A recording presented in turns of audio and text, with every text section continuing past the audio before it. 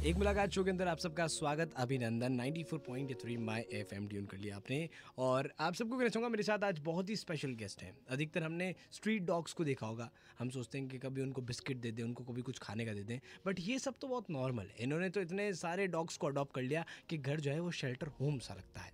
मेरे साथ कौन है, जानते हैं उनका परिचय। Over to you.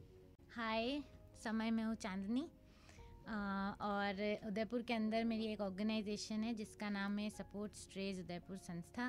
हम 400 जानवरों को रोज़ खाना खिलाते हैं। सिर्फ खाना नहीं खिलाते, उनकी हर ज़रूरत पूरी करते हैं। उनको डॉक्टर के दिखाते हैं, उनका वैक्सीनेशन करते हैं, स्टेरिलाइजेशन, स्पेइंग, जो कुछ भी हो सकता है। अभी सर्दी के अंदर उनके बोरी बेड्स बनाते हैं, गर्मी में वाटर बोल सकते हैं, सब कुछ करते हैं। ओके तो मतलब वो पूरे उदयपुर शहर के लिए है या फिर कोई पर्टिकुलर एरियाज फिक्स है कि यहीं तक आप अपनी जो फैसिलिटीज़ हैं या फिर जो आपकी ऑर्गेनाइजेशन है वो वहीं काम करती है? हमारे पास जितना रिसोर्स है उसके हिसाब से हम काम करते हैं। अभी हमारे पास में 400 जानवर का रिसोर्स है तो हम 400 को खिलाते हैं। हमारे पास ज़्यादा का रिसोर्स होगा तो हम ज़्यादा को खिलाएंगे। ओके तो अब जानेंगे कि कैसे ये जर्नी शुरू हुई, कैसे ये सब चीज़ शुरू हुई। आप गानों के पास फिर मिलते हैं। चलो अच्छा सुनते हैं। जानना चाहूँगा कि कैसे ये शुरू हुई जर्नी आपकी, मतलब इतने सारे कुत्तों को आज आप फीड करते हो, तो कब कैसे शुरू हुआ ये? शुरू ऐसे हुआ कि मैं कॉलेज जाती थी म्यूज़िक सीखने के लिए, और क्योंकि मेरे को बहुत ज़्यादा इंटरेस्ट था इसलिए मैं सुबह जल्दी जल्दी चली जाती थी।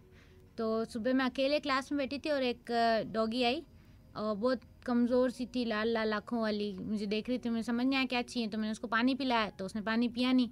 मुझे देख रही कि पता नहीं क्या दे रही मुझे। फिर मैंने अपने एक फ्रेंड को फ़ोन किया कि इसके लिए कुछ लेके आना।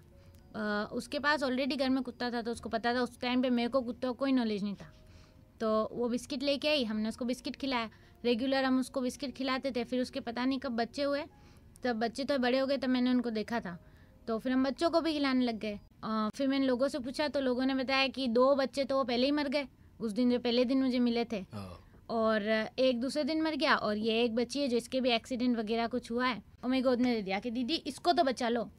तो उस दिन से हम उसको तो मैं घर ले आई और कॉलेज कभी गई नहीं। तब से बस यही सब कर रही हूँ। ऐसे जर्नी शुरू हुई। एक चीज़ जो आप लोगों से अपील करना चाहें, लोगों को कहना चाहोगे कि यार डॉग्स को लोग भी फीड करते हैं पर कभी कभी लोग उनसे बहुत गंदा बर्ताव करते हैं, तो उस चीज़ के ऊपर जब आप ये पहली बार आपने जब नोटिस किया या जब आप देखते हो तो आपको क्या थॉट आता है, क्या लगता है, क्या मन करता है लोगों को बोलने का? अब लोगों को ऐसे तो कुछ बोल नहीं सकते। मेन चीज़ ये है कि अपब्रिंगिंग और अवेयरनेस। आपने देखा होगा चलते चलते बच्चे हर बच्चे को कुत्ता पसंद होता है, हर बच्चे को जानवर पसंद होते हैं, पर मम्मी पापा ही ऐसे खींचते नहीं नहीं नहीं नहीं ऐसे करके काट लेगा। हाँ, वो बच्चों के दिमाग में साइकोलॉजी बताते हैं काट लेगा। एक डॉक्टर, एक वेट से मैं मिली थी, पैरावेट, उन्होंने मेरे को ये बोला कि हमारे गांव में तो ये नियम है कि कुत्ता अगर निकल रहा है तो उसको पत्थर तो मारना ही है। मतलब आप अपब्रिंगिंग देखो कि लोग ये सोचते हैं जानवर है तो उसको कुछ बुरा तो करना ही है। Exactly. और ये जो इनकी हालत है, जैसे अभी रिसेंटली हुआ, वो हमको बोलते हैं लोग कि ये तो मरते रहते हैं, करते रहते हैं इनके बच्चे, तो क्या फर्क पड़ता है। तो उनकी सोच ही है लोगों की कि इनकी लाइफ तो बनी बुरे व्यवहार के लिए या बुरे तरीके से जीने के लिए।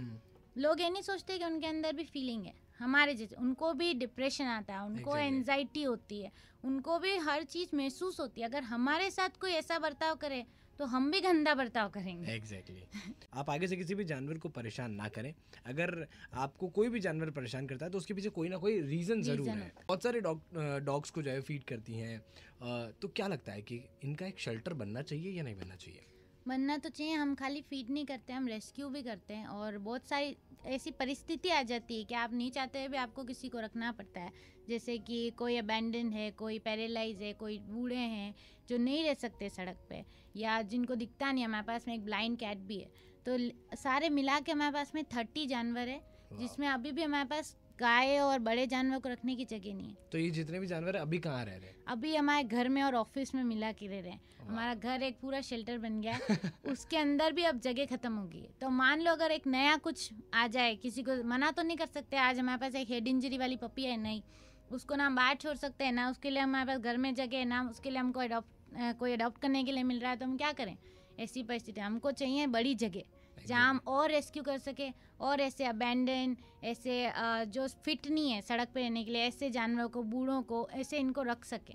और अगर मतलब बहुत सारे लोग कहते हैं कि यार जो डॉग है वो हमें काटता है या भौंकता है, तो उस सिचुएशन के अंदर लोगों को क्या करना चाहिए आपके हिसाब से? पहले तो लोग इम्पल्सिवली एक्ट नहीं करना चाहिए। दौड़ना नहीं चाहिए, भागना नहीं चाहिए, कुत्तों को दूध नहीं करना। कितने कुत्ते आप चुपचाप सो रहे थे, आप उनको दूध करोगे तो वो ऑब्वियसली आपको काटेगा। उसके बाद भी ऐसा होता है कि बहुत सारे एग्रेसिव कुत्ते होते हैं, हर उनके ऑपरेशन कराने के बाद भी उन्हीं समझते, तो उनके लिए दवाइयाँ भी आती है। फिर भी नहीं होता है तो ये हो सकता है कि अगर हमारे पास शेल्टर हो तो हम उनको रख सकते हैं कि वो बिल्कुल नहीं उसमें सेफ्टी उस जानवर की भी है और इंसानों की भी है। थैंक यू सो मच, बहुत बहुत धन्यवाद।